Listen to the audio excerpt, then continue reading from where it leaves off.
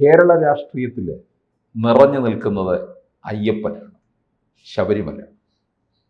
ആഗോള അയ്യപ്പ സംഗമം, മറുഭാഗത്ത് പന്തളത്ത് അയ്യപ്പ ഭക്തരുടെ ഒരു ബദൽ സംഗമം. അയ്യപ്പൻ തന്നെ ആയിരിക്കും കേരള രാഷ്ട്രീയത്തെ ഇനി മുമ്പോട്ട് കൊണ്ടുപോകുന്നത്. അയ്യപ്പൻ ക്ഷമിക്കുമോ? അയ്യപ്പൻ ക്ഷമിക്കില്ല. പക്ഷേ ജനങ്ങൾ മറക്കാനായിട്ട് CPM-ന് അയ്യപ്പൻ ഒരു പഴുതാകുമോ എന്ന് എനിക്ക് സംശയമുണ്ട്. കാരണം 10 വർഷത്തെ ആൻറ്റി ഇൻകംബൻസി, ജനങ്ങൾക്ക് ഏൽപ്പിച്ചിട്ടുള്ള പീഡനങ്ങൾ, വേദനകൾ, ഭരണത്തിൻ്റെ യാതനകൾ ഒക്കെ മറക്കാനായിട്ട് അയ്യപ്പ സംഗമം നമ്പർ 1ഉം നമ്പർ 2ഉം ഒക്കെ വന്നു കഴിയുമ്പോൾ അത് ഉപകരിക്കുമോ എന്ന് എനിക്ക് ഭയമുണ്ട്. താങ്കൾ പറഞ്ഞ പോലെ കേരളം അയ്യപ്പനിലും അയ്യപ്പ ഭക്തിയിലും അയ്യപ്പ സംഗമത്തിലും മുഴുകിപ്പോയി. ഇനി വരുന്ന നാളുകളിൽ അയ്യപ്പൻ എന്തായാലും മുഴച്ചു നിൽക്കും. വരുന്ന തിരഞ്ഞെടുപ്പുകളിലും അയ്യപ്പൻ വിഷയമാകും. അപ്പോൾ നമ്മുടെ ആൻറ്റി ഇൻകംബൻസി കുഴിച്ചു മൂടാനായിട്ട് പിണറായി വിജയൻ സർക്കാരിന് അവസരം കിട്ടിയോ എന്നുള്ളതും കൂടെ നമ്മൾ പരിശോധിക്കേണ്ടതാണ്. എന്തായാലും അയ്യപ്പ സംഗമം വല്ലാത്തൊരു പുലിവാലാണ് CPM ഉണ്ടാക്കിയിരിക്കുന്നത്, അല്ലെങ്കിൽ ഏറ്റുപിടിച്ചിരിക്കുന്നത്. ഇത് ഉദ്ദേശിച്ച ഫലമല്ല അവർക്ക് ഉണ്ടാക്കുക എന്നുള്ളതും നമുക്ക് ആ സംഗമത്തിലെ ആളുകളുടെ എണ്ണം കണ്ടപ്പോൾ ബോധ്യമായി. അവിടെ ഇപ്പോൾ പറയുന്നുണ്ട്, അത് AI ഉപയോഗിച്ച് നമ്മുടെ മാധ്യമപ്രവർത്തകർ കസേരകൾ ഒഴിപ്പിച്ചതാണ്, ഇരിക്കുന്ന തലകളെ ഇങ്ങനെ AI ഉപയോഗിച്ച് മറച്ചിട്ടാണ് അങ്ങനെ ഇല്ലാത്ത കസേര. പക്ഷേ AI ഒന്നും ഉപയോഗിച്ചിട്ടില്ല. ഞാൻ ഇത് നേരിൽ പോയി കണ്ടാണ്. അതെ അതെ, താങ്കൾ ഞാൻ ഒന്നും റിപ്പോർട്ട് ചെയ്യാനായിട്ടോ ഒന്നും പോയതല്ല. ഇതൊന്നും മാറി നിന്ന് കാണാൻ വേണ്ടിയിട്ട്. ഞാൻ മുൻനിരയിലൊക്കെ നമുക്ക് വേണേൽ പോയിരിക്കാം. പക്ഷെ പുറകിൽ മാറി നിന്നു. ആ മുൻനിരയിൽ മാത്രം ഒരു 4 റോ ആ സോഫയൊക്കെ ഇട്ടിരിക്കുന്ന ഒരു പ്രത്യേക ക്ലാസ് ഉണ്ടല്ലോ, അത് മാത്രം പാക്ഡ് ആയിരുന്നു. ബാക്കി ഒഴിഞ്ഞ കസേരകളായിരുന്നു. ഈ പിണറായി വിജയൻ പ്രസംഗം 1 മണിക്കൂർ എടുത്തു. അത് കഴിഞ്ഞപ്പോൾ ആൾക്കാരെല്ലാം സ്ഥലം പിരിഞ്ഞുപോയി. പിന്നെ ചിലർ വരുന്നു പോകുന്നു. ഈ ഉത്സവപ്പറമ്പ് പോലെ ആയി മാറി എന്നുള്ളത്. അപ്പം ഇത് ചൂണ്ടിക്കാണിക്കുന്നത് ജനങ്ങൾക്ക് തൃപ്തി ഉണ്ടായിട്ടോ താല്പര്യം ഉണ്ടായിട്ടോ വന്നതല്ല. ആ VIP കസേരകളിൽ ചില VIP-കളെ ക്ഷണിച്ചു. അപ്പോൾ VIP-കളെ ക്ഷണിക്കുമ്പോൾ VIP-കൾക്ക് വരാതിരിക്കാൻ നോക്കില്ല. കാരണം പിണറായി വിജയനെയും അദ്ദേഹത്തിൻ്റെ മന്ത്രിസഭയിലുള്ളവരെയും നേരിട്ട് അറിയാവുന്നവരാണ് പലരും. ഉദാഹരണമായിട്ട് വെള്ളാപ്പള്ളി നടേശന് പോകാതിരിക്കാൻ നോക്കില്ല. മുഖ്യമന്ത്രി വിളിച്ചാൽ വെള്ളാപ്പള്ളി നടേശന് പോകാതിരിക്കാൻ നോക്കില്ല.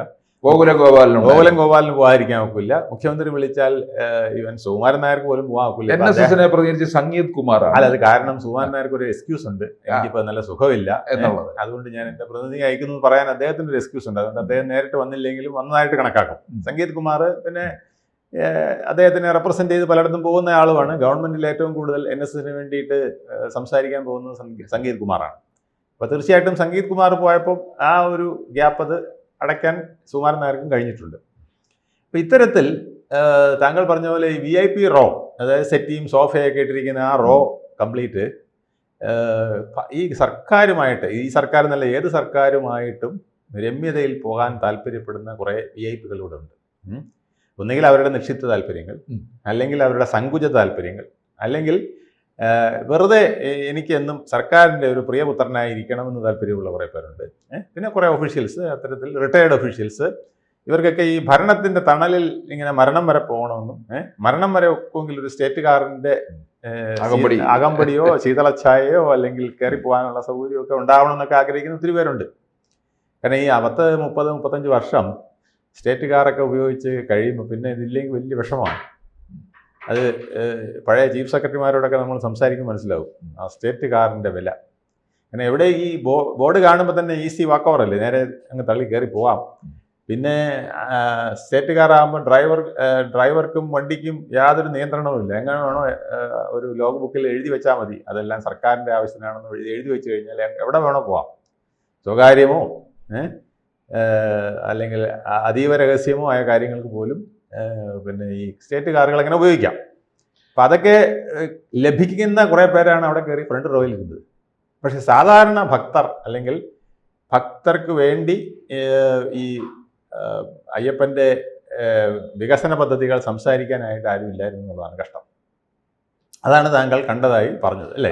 അല്ല, ഇത് കഴിഞ്ഞിട്ട് പ്രധാനപ്പെട്ട ഈ ഉദ്ഘാടനവും കഴിഞ്ഞിട്ട് 3 വേദികളിലായിട്ട് തിരിയും. ഒരു വേദിയിൽ ശബരിമല മാസ്റ്റർ പ്ലാന്, ഉം. ഒരു വേദിയിൽ കെ ജയകുമാർ, ക്രൗഡ് മാനേജ്മെന്റ്, അതെ, ഇങ്ങനെ നമ്മുടെ പഴയ DGP 3 വിഷയങ്ങളിലേക്ക്, പിന്നെ മറ്റൊരിടത്ത് പിൽഗ്രീം, അത് TK നായർ. ആ വേദികളിലൊക്കെ ആൾക്കാർ കുറവാണ്. അതെ. ഒന്നാമത്തെ വേദിയിൽ മാസ്റ്റർ പ്ലാനിനെ കുറിച്ച് തിരുവനന്തപുരത്ത് എഞ്ചിനീയറിംഗ് കോളേജിൽ നിന്ന് വന്ന പ്രൊഫസർമാരെ, അതിൽ 3 പേര് വനിതകളാണ്, വനിതാ പ്രൊഫസർമാർ. അവരുടെ ചില പ്രസന്റേഷൻ നടത്തി.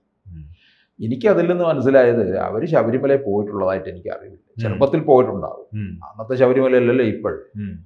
ശബരിമല കാണാതെ ഒരാൾക്ക് മാസ്റ്റർ പ്ലാൻ ഉണ്ടാക്കി വെക്കാൻ പറ്റൂ? അതങ്ങനെയാണ് നമ്മുടെ മാസ്റ്റർ പ്ലാനുകളുടെ പ്രത്യേകത. ഇവിടെ ഞാൻ പ്ലാനിംഗ് ബോർഡിൽ വൈസ് ചെയർമാൻ്റെ പ്രൈവറ്റ് സെക്രട്ടറി ആയിട്ടും ടൂറിസത്തിൽ ഡെപ്യൂട്ടി ഡയറക്ടർ പ്ലാനിംഗ് ആയിട്ടും ഒത്തിരി നാൾ വർക്ക് ചെയ്തിട്ടുള്ളതുകൊണ്ട് എനിക്കറിയാം മാസ്റ്റർ പ്ലാനുകൾ എന്ന് പറയുന്നത് ഇത്രയും കെട്ടുള്ള ഒരു പുസ്തകം കൊണ്ടുവരും. ഇതിൻ്റെ 75% ഈ ഡൗൺലോഡ് ചെയ്യുന്നതാണ്, ഈ ഗൂഗിളിൽ നിന്ന് ഡൗൺലോഡ് ചെയ്യുന്നതാണ്. മറ്റു പലയിടത്തും പല വിദഗ്ധരും തയ്യാറാക്കിയിരിക്കുന്ന മാസ്റ്റർ പ്ലാനുകൾ ഡൗൺലോഡ് ചെയ്തിട്ട് പേര് മാത്രം നിങ്ങൾക്കിപ്പോൾ പിന്നെ കോവളം പ്രോജക്റ്റാണ് മാസ്റ്റർ പ്ലാൻ വേണമെങ്കിൽ അതിൽ എഴുതിയിരിക്കുന്നത് പിന്നെ ന്യൂയോർക്കിലെ പ്ലാൻ ആണെങ്കിൽ അത് ന്യൂയോർക്കിന് പകരം അവിടെ മുഴുവൻ കോവളം വരും. ഇനി കോവളം കഴിഞ്ഞ് നിങ്ങൾക്ക് തേക്കടിയാണ് വേണ്ടതെങ്കിൽ അവിടെ മുഴുവൻ തേക്കടി വരും. പിന്നെ ഒരു അവസാനം വരുന്ന ഒരു കാൽഭാഗം വരും. അതിനകത്താണ് എന്തെങ്കിലുമൊക്കെ കാരണം എന്തെങ്കിലും പറയണമല്ലോ, അതൊരു കാൽഭാഗം ഇതിനകത്ത് കാണും. ഇതൊരു തട്ടിപ്പാണ്. ഇത്രയുള്ളൊരു പുസ്തകം ഇത് ആരും വായിക്കരുത്. ഈ പ്രോജക്റ്റ് എന്താണെന്ന് മനസ്സിലാവരുത്. പക്ഷേ ഇത് കൊടുത്തത് ഒരു വലിയ സാധനമാണെന്ന് വരികയും വേണം. കോടികൾ ഇതിൻ്റെ പേരിൽ, ഈ പ്രോജക്റ്റ് റിപ്പോർട്ട് തയ്യാറാക്കിയതിൻ്റെ പേരിൽ തന്നെ വാങ്ങിക്കാനും കഴിയണം. അതാണ് ഈ തട്ടിപ്പ് എന്ന് പറയുന്നത്. സത്യം പറഞ്ഞാൽ ഈ വികസനത്തിന് ഒരു പ്രോജക്റ്റ് റിപ്പോർട്ടും വേണ്ട. ശരിയായ ഒരു നിരീക്ഷണമുണ്ടെങ്കിൽ അവിടുത്തെ ഒരു ഉദ്യോഗസ്ഥന് ചുമ്മാ കുറിച്ചെടുക്കാവുന്നേ ഉള്ളൂ. അയ്യപ്പൻ്റെ പിന്നെ സന്നിധാനത്തിലേക്ക് പോകുന്ന വഴി ശുചിയാക്കണം, പമ്പയിൽ നടക്കുന്ന ആ അഴുക്കും പിന്നെ 100 കണക്കിന് തോർത്തും സാധനമൊക്കെ എറിയുന്നത് അത് മാറ്റിയെടുക്കാൻ മാലിന്യ സംസ്കരണത്തിനുള്ള സംവിധാനം വേണം, തിരക്ക് കുറയ്ക്കാനായിട്ട് വെർച്വൽ ക്യൂ മറിച്ച് സംവിധാനങ്ങൾ അഥവാ എങ്ങനെ കടത്തി വിടണം എന്നതിനെക്കുറിച്ച് സുരക്ഷയ്ക്കായിട്ട് പോലീസ് ഉദ്യോഗസ്ഥന്മാർ അവിടെ ഫീൽഡിൽ നിൽക്കുന്നവർ, അല്ലാതെ DGP അല്ല, അവിടെ ഫീൽഡിൽ നിൽക്കുന്ന പോലീസ് ഉദ്യോഗസ്ഥന്മാർ, SI സർക്കിളും DYSP ഒക്കെ പോലുള്ളവർ, സാധാ പോലീസുകാരെ പോലുള്ളവർ പറയുന്നത് കേട്ട് അത് ഒക്കെയാണ് വേണ്ടത്. ഇപ്പം DGP ജേക്കബ് പുന്നൂസാണ് സുരക്ഷ പറഞ്ഞത്. അപ്പം സുരക്ഷ പറയുന്ന ജേക്കബ് പുന്നൂസ് എത്ര പ്രാവശ്യം ശബരിമല പോയിട്ടുണ്ടെന്ന് ആലോചിക്കണം. ഇത് പോയവനെ അറിയാം. ഈ തിരക്കിനിടെ കിടന്ന് നട്ടം തിരിഞ്ഞ അല്ലെങ്കിൽ തിരക്കിനിടയിലുള്ള ക്രൗഡിനെ സംരക്ഷിക്കാനോ മാറ്റി നിർത്താനോ പോയ പോലീസുകാരൻ പറയുന്ന അത്രയും പോലും ഒരുപക്ഷെ DGP ജേക്കബ് പുന്നൂസിന് പറയാൻ കഴിയില്ല. പിന്നെ ജേക്കബ് പുന്നൂസിൻ്റെ ഒരു ഗുണം, ഇത് പലരോടും ചോദിക്കും, അദ്ദേഹത്തിന് അങ്ങനെ ഒരു സെൻസ് ഉണ്ട്. അതുകൊണ്ട് ചിലപ്പോൾ കുറേ കാര്യങ്ങൾ അവിടെ ഡ്യൂട്ടിക്ക് ഉണ്ടായിരുന്നവരോടൊക്കെ ചോദിച്ച് കുറേ കാര്യങ്ങൾ അദ്ദേഹം മനസ്സിലാക്കി കാണും. എന്തായാലും ഈ മാസ്റ്റർ പ്ലാൻ എന്ന് പറയുന്ന ഒരു തട്ടിപ്പാണെന്നുള്ളത് എൻ്റെ ഒരു 10 വർഷത്തെ ഈ മാസ്റ്റർ പ്ലാനുകളെ കുറിച്ച് മാത്രം ഡീൽ ചെയ്യുന്ന ജോലിയിൽ നിന്ന് എനിക്ക് മനസ്സിലായിട്ടുണ്ട്. മാസ്റ്റർ പ്ലാനുകളിൽ 75% തട്ടിപ്പും ഒരു കാൽഭാഗം അതിനകത്ത് എന്തെങ്കിലുമൊക്കെ പറഞ്ഞു പോകും. ഇപ്പം ഈ ആഗോള അയ്യപ്പ സംഗമത്തിൻ്റെ വേദിയിൽ ആള് കുറഞ്ഞത് ഏതെങ്കിലും തരത്തിൽ പിന്നെ LDFന് പ്രതികൂലമായി ബാധിക്കുന്നു എന്ന് തോന്നുന്നുണ്ടോ? ആഗോള ഈ അയ്യപ്പ സംഗമം തന്നെ LDFന് പ്രതികൂലമായി ബാധിക്കുന്നതാണ്. ആ ആശയം തന്നെ ശരിയാകില്ലെന്നേ.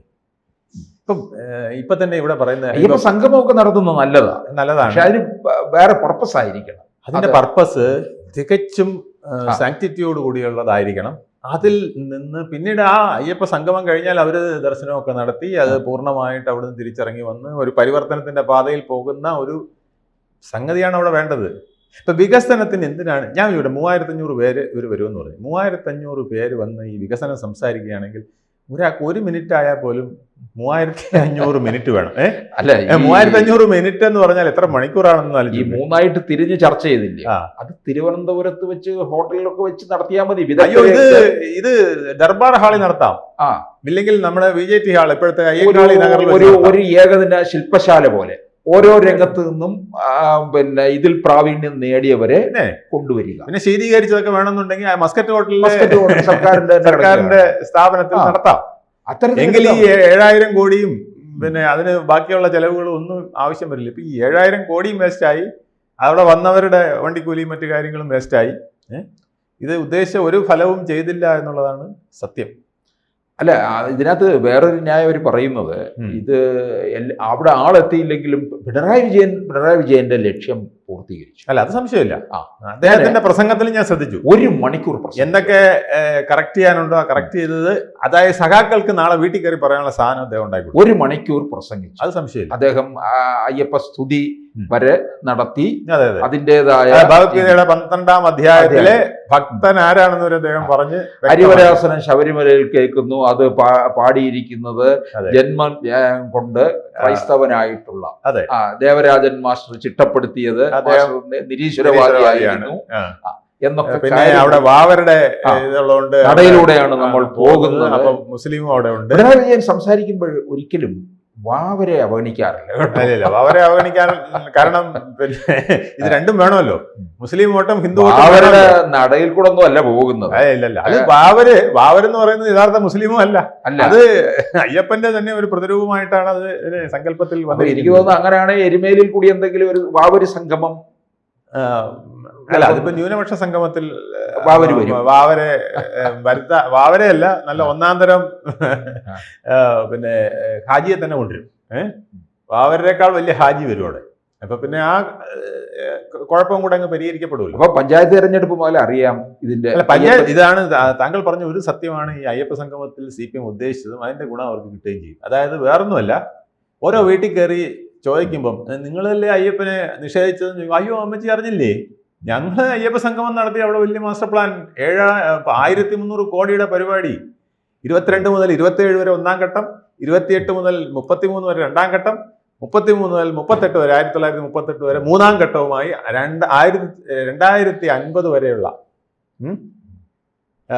മാസ്റ്റർ പ്ലാനും പദ്ധതികളും ഞങ്ങൾ തയ്യാറാക്കി അയ്യപ്പനെ ഒരു ഒന്നാം തരം ലോകോത്തര ദർശന കേന്ദ്രമാക്കി മാറ്റാനുള്ള പദ്ധതി ഇട്ട് കഴിഞ്ഞു അമ്മച്ചി. അതുകൊണ്ട് നിങ്ങൾ വിചാരിക്കും പോലല്ല, ഞങ്ങൾ എല്ലാം ചെയ്തു കഴിഞ്ഞുവെന്ന് വീട് വീടാന്തരം കയറി മാർക്സിസ്റ്റ് സഖാക്കൾക്ക് പറയാനും അയ്യപ്പന്റെ പേരിൽ എന്തെങ്കിലും പ്രശ്നമുണ്ടെങ്കിൽ അതൊന്ന് കഴുകിക്കളയാനുള്ളൊരു ശ്രമം നടത്താൻ വഴി. അത് വിശ്വസിക്കുകയോ ഇല്ല എന്നുള്ളത് വേറെ കാര്യം.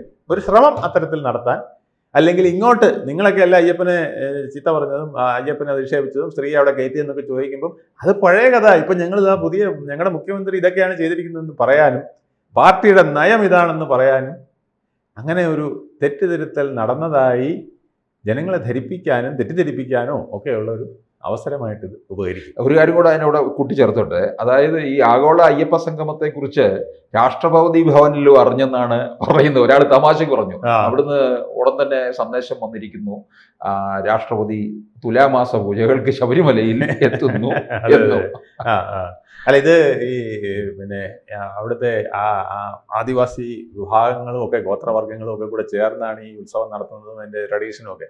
അപ്പോൾ തീർച്ചയായിട്ടും രാഷ്ട്രപതി ശ്രീമതി മുർമുവിന് ബഹുമാനപ്പെട്ട പിന്നെ പ്രസിഡന്റിന് അങ്ങനെ തോന്നിക്കാണും, എനിക്കും കൂടെ ഒന്ന് സന്ദർശിക്കണം, നമ്മുടെ ഗിരിവർഗ്ഗക്കാരൊക്കെ നടത്തുന്ന ഒരു ഫെസ്റ്റിവൽ ആയിരുന്നല്ലോ, അപ്പോൾ അത് എങ്ങനെയാണ് പോകുന്നത്, എത്ര വലിയ ഒരു ഫെസ്റ്റിവലായി വന്നിരിക്കുന്നു എന്നൊക്കെ ഉള്ളത് അറിയാനും കൂടെ ആയിരിക്കും മാഡം അങ്ങനെ വരട്ടെ.